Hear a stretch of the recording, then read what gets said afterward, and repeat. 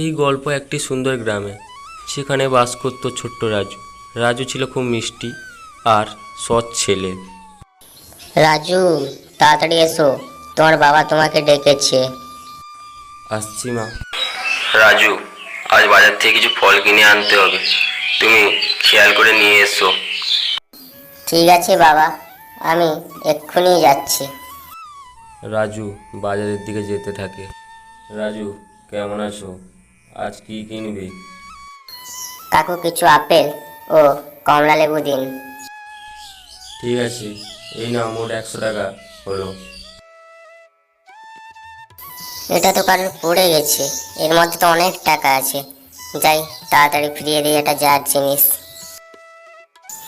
কাকা, আমি এই মানিব্যাগটা রাস্তার পাশে পেয়েছি।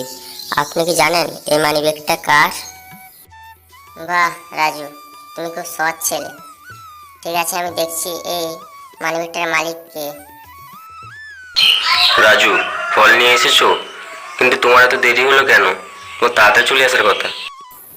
বাবা, আমি পথে একটা মানিব্যাগ পেয়েছিলাম, সেটা কাকার কাছে দিয়ে এলাম, যাতে সঠিক ব্যক্তির কাছে পৌঁছে দেয় কাকা। তুমি সত্যি একজন ভালো ছেলে রাজু। তোমার সততার জন্য আমি নিজেকে গর্ববোধ অনুভব করছি। ধন্যবাদ আপনাকে।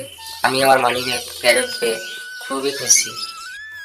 এই গ্রামের ছোট্ট রাজু তোর মানিব্যাগ পেয়েছে, তার এই সততার জন্যই তোমার আজ এই আনন্দের কারণ। আজ আমরা এখানে একত্রিত হয়েছি রাজুর সততার জন্য। আমাদের সবার উচিত রাজুর মতো সৎ হওয়া এবং সৎ পথে চলা। হ্যাঁ হ্যাঁ, আমরা সবাই রাজুর উপর খুবই গর্বিত। এইভাবে রাজু তার সততার জন্য সবার কাছে প্রিয় হয়ে উঠল।